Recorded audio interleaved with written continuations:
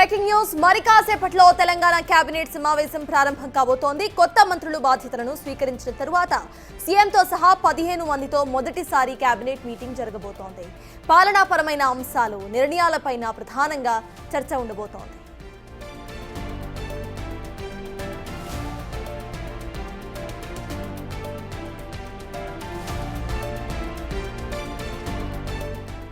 కాళేశ్వరం ప్రాజెక్టుకు మంత్రివర్గ ఆమోదం ఉందా లేదా?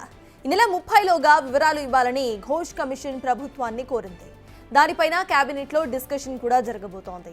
ఇక బనకచెర్ల ప్రాజెక్టుకు సంబంధించి తదుపరి కార్యాచరణపైన, స్థానిక ఎన్నికలపైన చర్చించే ఛాన్స్ కనిపిస్తోంది.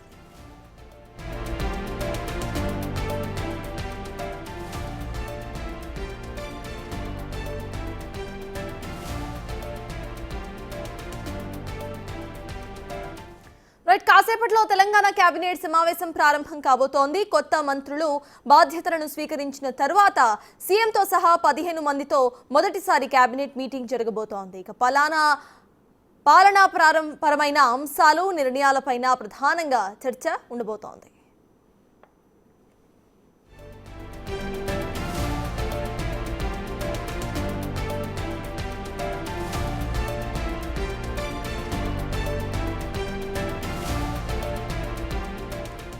కాళేశ్వరం ప్రాజెక్టుకు మంత్రివర్గ ఆమోదం అసలుందా లేదా? ఈ నెల 30లోగా దీనికి సంబంధించిన డీటెయిల్స్ ఇవ్వాలని ఘోష్ కమిషన్ ప్రభుత్వాన్ని కోరింది.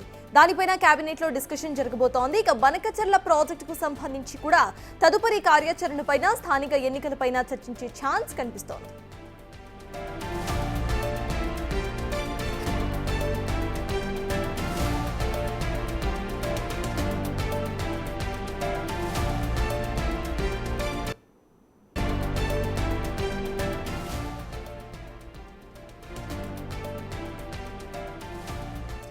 ఇవాళ జరుగుతున్న కేబినెట్ సమావేశానికి సంబంధించి పూర్తి డీటెయిల్స్ మా ప్రతినిధి వాసు అందిస్తారు.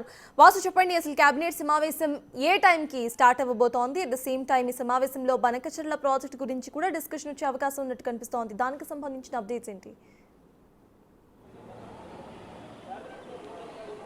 సర్తాజ్, మరి కాసేపట్లో తెలంగాణ ముఖ్యమంత్రి ఈ సమావేశం ప్రారంభంగానుంది. అయితే ప్రధానంగా 5 నుంచి 6 అంశాలపైన కేబినెట్ చర్చించబోతోంది.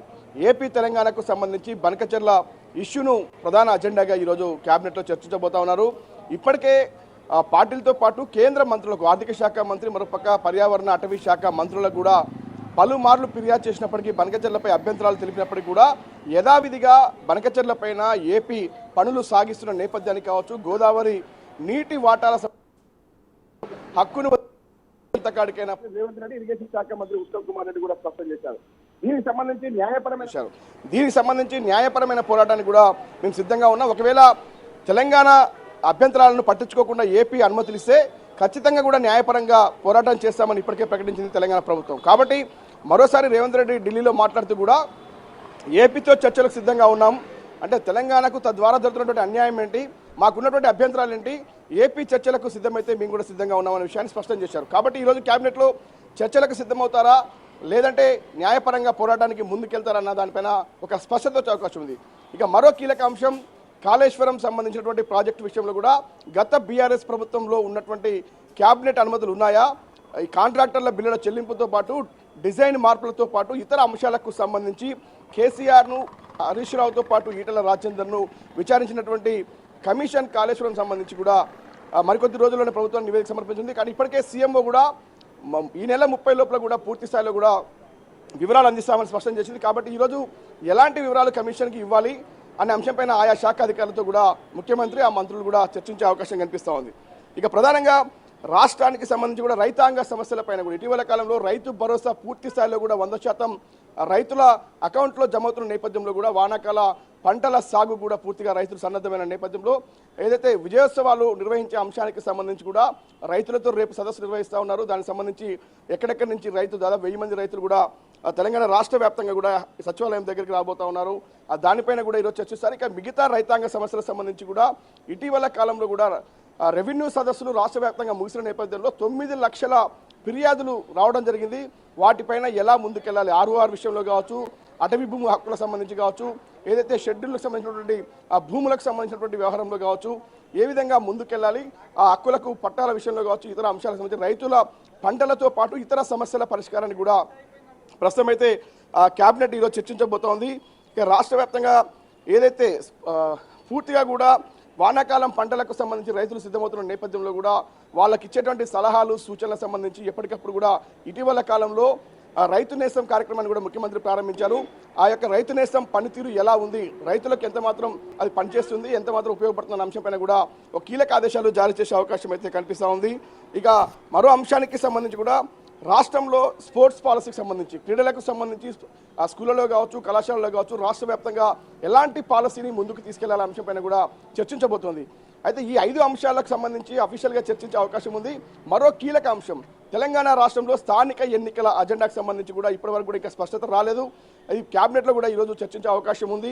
ఎందుకంటే ఇప్పటికే స్థానికంగా ఎక్కడ కూడా గ్రామ పంచాయతీల్లో, మున్సిపాలిటీల్లో, జెడ్పీటీసీ, ఎంపీటీసీలో ఎక్కడ కూడా కార్యవర్గం లేకపోవడంతో ఏదైతే ప్రజా సమస్యలు అలానే పెండింగ్లో ఉంటున్నాయి, ప్రజా సంక్షేమ పథకాలకు సంబంధించి ప్రభుత్వం ఇచ్చే పథకాలు కూడా ప్రజలకు అందే విషయంలో కొంత ఇబ్బందులు కలుగుతూ ఉన్నాయి.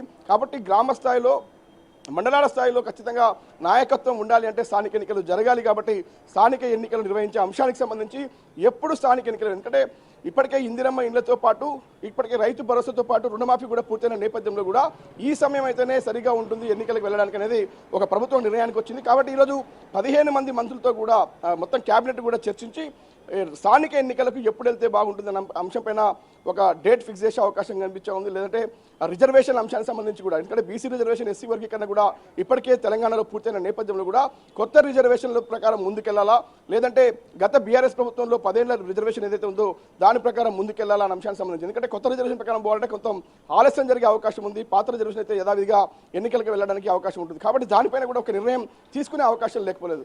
మొత్తం మీద రైతాంగ సమస్యలతో పాటు, బనకచర్లతో పాటు, కాళేశ్వరం అంశాలతో పాటు పలు కీలక అంశాలపైన, స్థానిక ఎన్నికలపైన కూడా మరి కాసేపట్లో ముఖ్యమంత్రి అధ్యక్షతన కేబినెట్ సమావేశం కాబోతుంది. దాంట్లో కీలక నిర్ణయం